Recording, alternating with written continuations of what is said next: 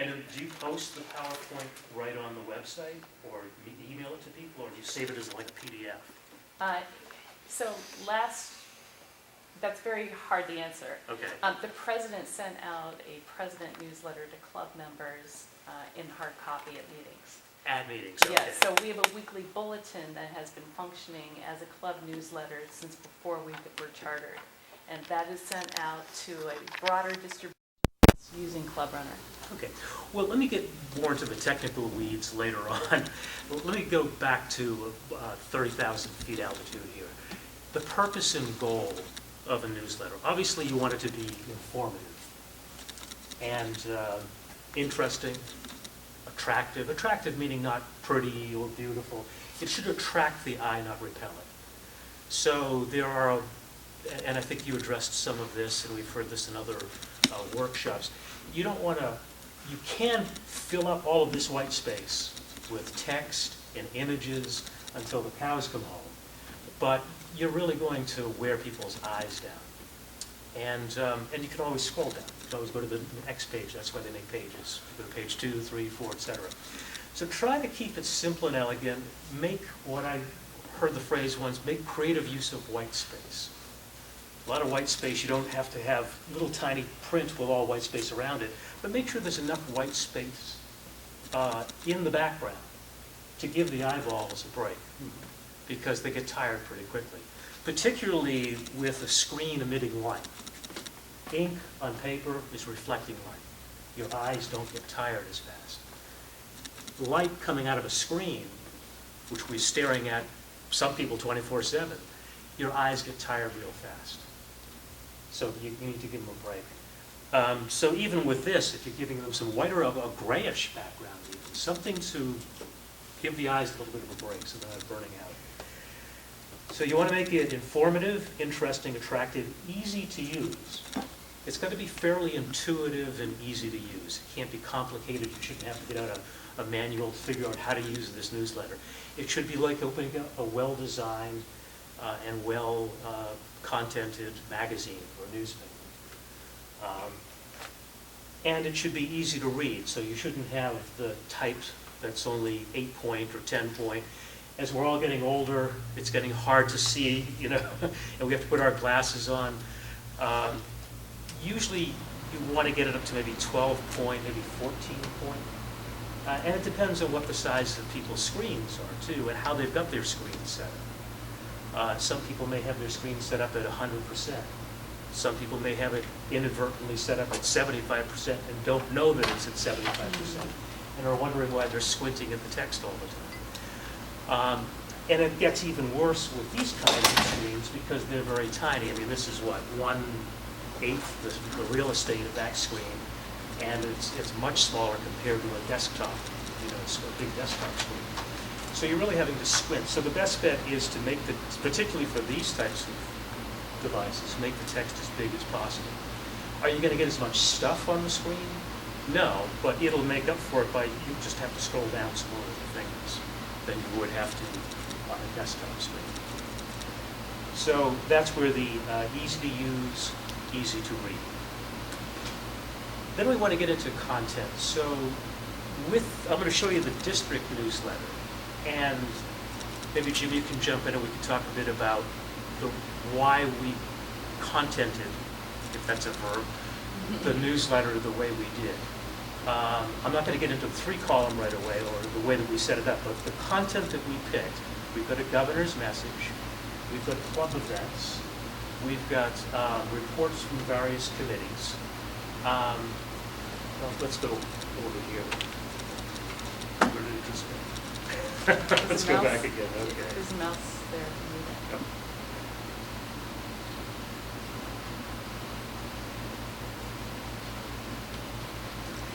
Steve works about 40 hours a week on my newsletter. Thanks, Steve. It almost seems like, between the website, Facebook page, the Club Runner page, and now the newsletter, it almost seems like it's overload. And so with the newsletter, what specifically are you using? It's a really good question, and I think about audience. I mean, that's marketing and communications 101, writing 101, is you always think of your audience. Who's the audience and what are you trying to get that audience to do? And so when you talk about Facebook, you might be trying to promote awareness in the community at large to attend a certain event or to become more aware of what your club is all about. A newsletter tends to have a very different audience. It tends to be people who are already familiar with you.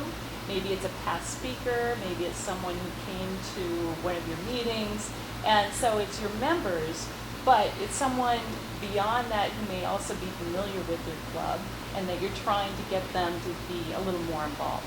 That's different from just getting exposure. Is the newsletter something that people can go to, or is it something you send out? Well, we push it to them. It's So pushed. it's emailed to them. Okay. And then also using social media, Facebook in particular, we can have a link to that page, and then it pushes people right to that page. Not to the home page we have to click again, but right to that particular page that contains the newsletter. So we get a weekly newsletter, which is pretty much like that. Right. It says what we did as a club last week, what the meeting was like, and what to look forward to in next week's meeting. And then Laura alluded to the president's monthly newsletter that had been done last year, which we went live, which is a monthly thing. And that's great to give other clubs to say, this is what we did last month. And it's mostly for people that don't need the day-to-day, week-to-week stuff, but want to know what our club is about. I'll And I give you an think example too. Oh, We have probably a distribution of about 120 names on our newsletter distribution, that our bulletin that goes out every week. And this woman who runs Excluding the club? no, it includes the club, but we only have 32 members in our So it club, goes so to for 400. 120. But this one woman who is the executive director of a nonprofit nearby, who lives in one of our service towns, said, you know, I really, really wish I had the time to be part of your club. She goes, but let me tell you, I love your bulletin. I read those happy and sad finds. In particular, she sees that and she goes, I just love the feel that I get because I read those happy and sad finds and I see what's going on in people's lives. Now, that's not something you're going to be sending to the public at large, but she feels like she has a connection with us simply because of the happy and sad finds. I don't know. And really, for the time being, this website and the newsletter aren't directed at the public at large. We put it on our Facebook pages, and the public can have access to that if they want to, but that's not really the target market. It's really people who are past Rotarians, current Rotarians, people who are interested in becoming a member of Rotary, telling them the story about, in this particular case, the district, and the activities of the district and the activities of individual clubs within the district. At the club level, obviously, it's the activities and events in the club itself, and any partnerships and collaborations with other clubs, or things that you're doing in collaboration with the district. So there can be an external newsletter at some point talking to the general public, to the media. I don't think we're ready to do that yet, but that's something that we probably will want to do at some point down the road. But I think going back to our conversation with Dick Anderson and Laura and Jim and myself, this is going back more than a year when we were starting to fix the website. That preceded this Yeah, going newsletter. back 2 years ago, the website. Was it 2 really- years ago? The website was really designed, that the concept was for outsiders to come to our website. Right. And we realized that no outsiders were looking at our website, so we changed the focus, so it's for our members now. So And we went that's- in, there were something like 100 and some odd pages, and probably 40 or 50 of them either had no content on it at all, or outdated content, or broken links, or it was just a minefield. So we had to go through the Minesweeper and first of all find the pages that we wanted to keep, and then make sure that they were fixed properly, or they were contented properly, and then hide or delete the pages that had either no content on them, or were useless or out of date, or weren't needed for the time being. And that took quite a bit of time to do that. So Steve, for these folks here who are representing clubs who may or may not have a newsletter already, is there a template somewhere that might be a good starting point? Well, there is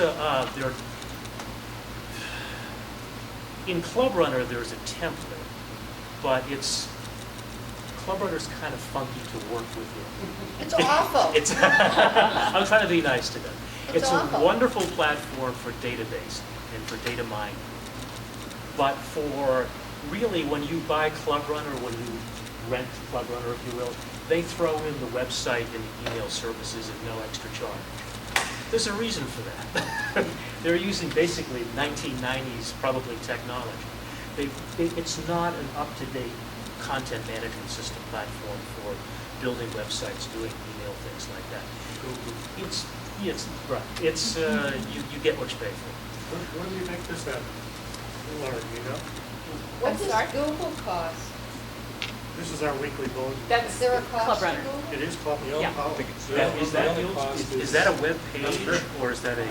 It's an email message that goes Help out, in and getting it it is set up. generated There's by no Club monthly Runner. Okay, And the stories Google- are organized by Google has Club a- Runner. but it's not on the Programs for website. nonprofits. So Yeah, you can. You can put it on the website? Yeah, you can click to get to it. Oh, that's what I mean. Where is it actually built? Is it built on the website? And then Yeah, you they email do. it out from Yeah, there? they do. We did, Okay. that's right, that's right. All right, so that's a template that exists in Club Runner. I guess. I don't do Or- that. We Okay, don't do so we that. have to find I out just where that receive it, template. I don't Maybe we make can it. find out where you got that template. So Right.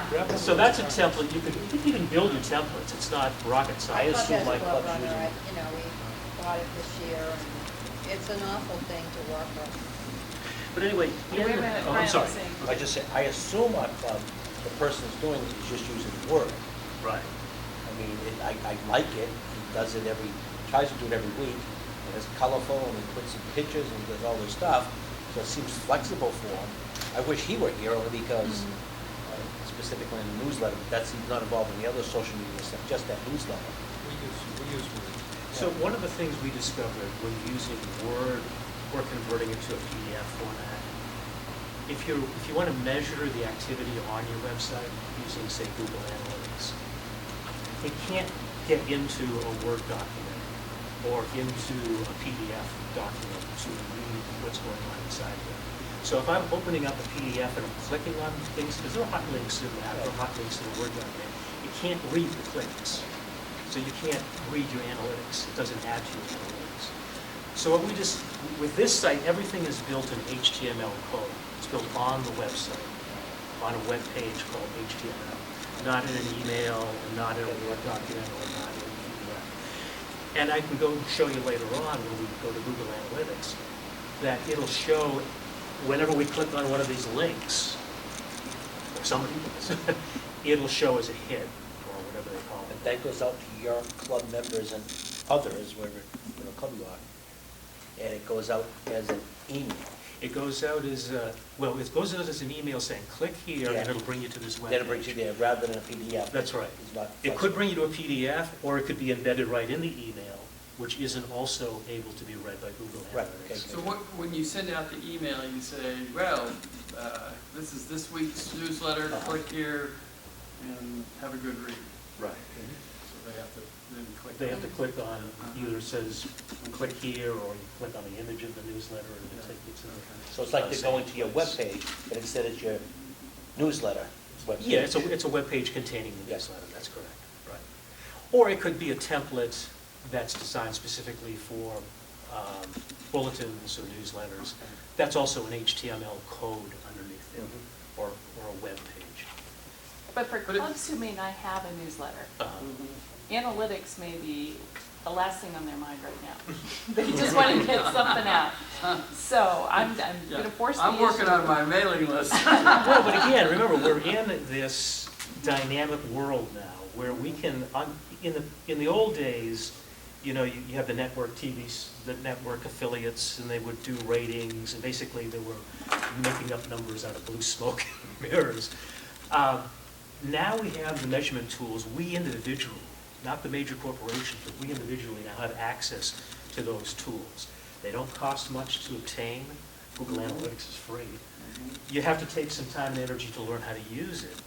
But once you learn how to use it, you have access to real-time information about who's clicking on, how long they're looking at your stuff, whether they're even reading those articles or not. So somebody may be doing a wonderful job of writing an article once a week on membership or PR or whatever, but if nobody's clicking onto it, then there's something wrong with that content. And then you want to fix the content and make it more attractive, more informative, more This whatever it is is too that deep for a causes. simple newsletter Steve. bulletin. Well, but we want to get people Yeah. involved, and then we want to see what's happening. Mm. Yes, you can make it very simple, but if you start by, you don't have to do Google Analytics right now, but if you build your newsletter on a platform that somewhere down the road allows you then to use Google Analytics, you don't have to go back and rebuild the whole thing all over again. Which is what we had to do. We were building our newsletter originally with District in a Word document and then converting it to a PDF.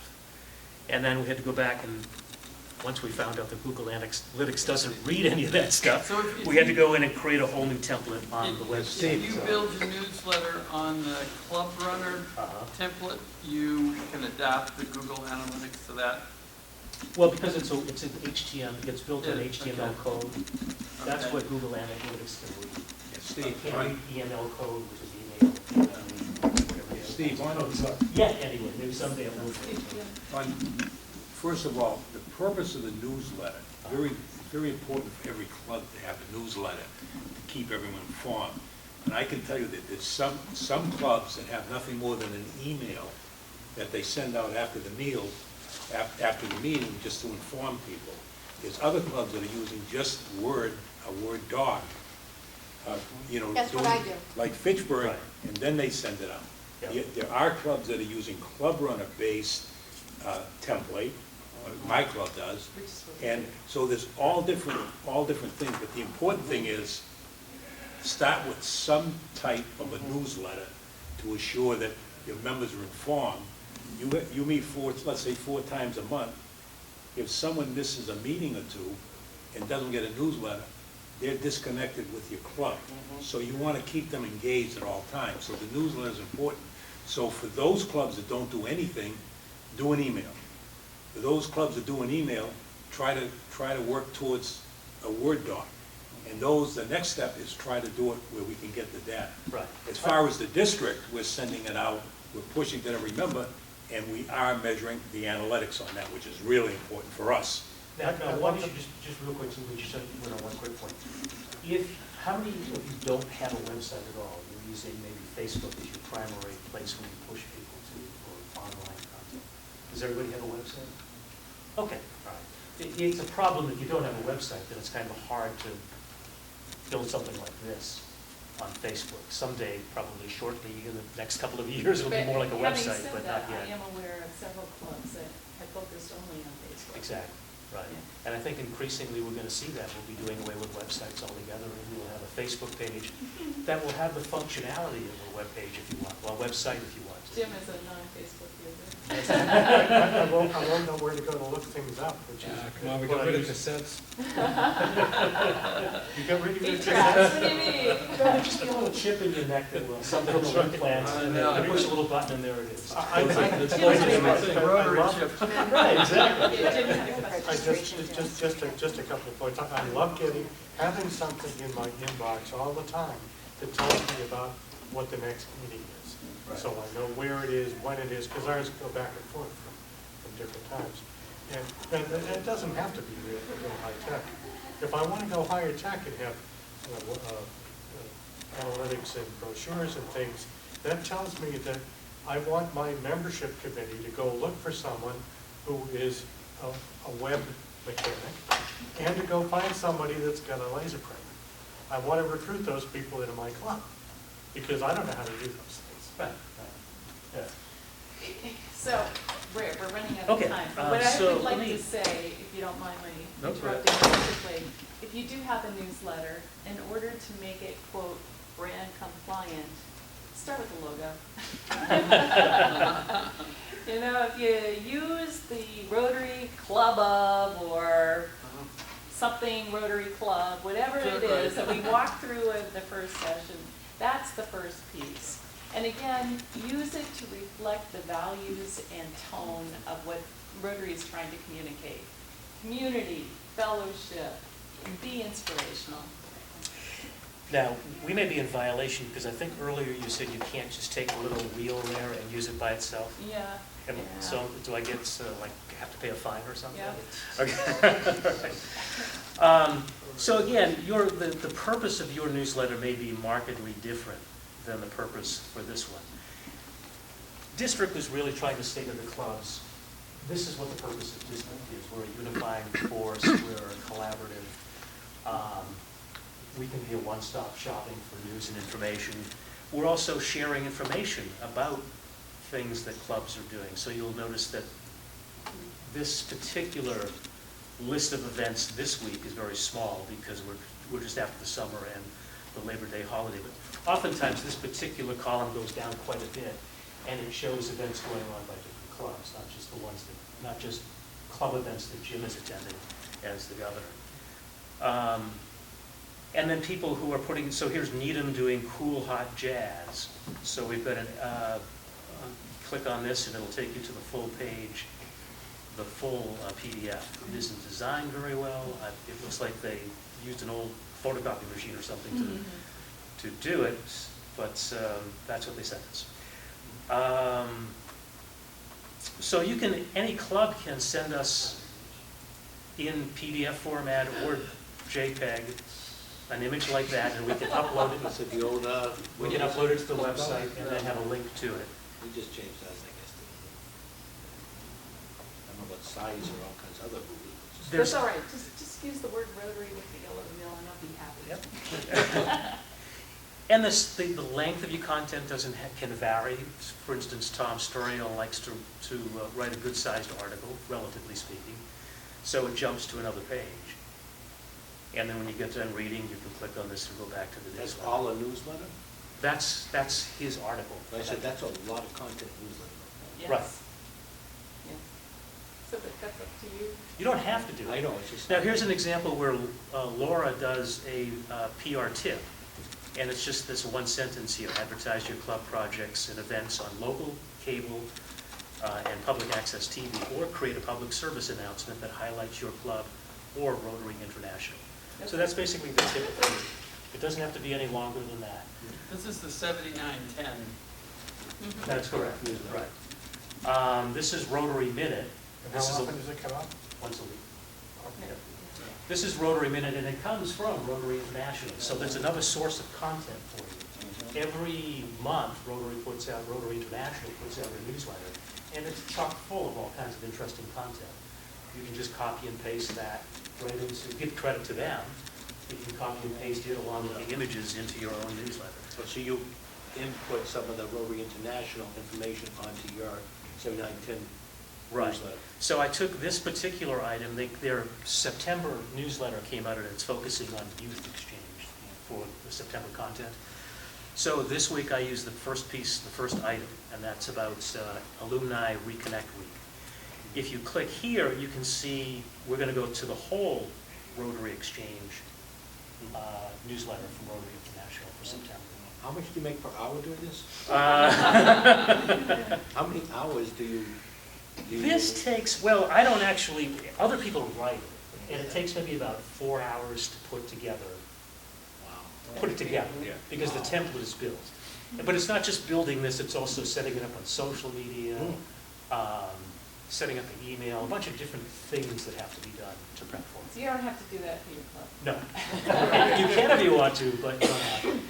But you do have to create if you're going to send something out, you have to create a mailing list. I mean, and Once you keep get that the up. list, I know. Well, I'll show you this. We'll You go in have right Club now. Runner.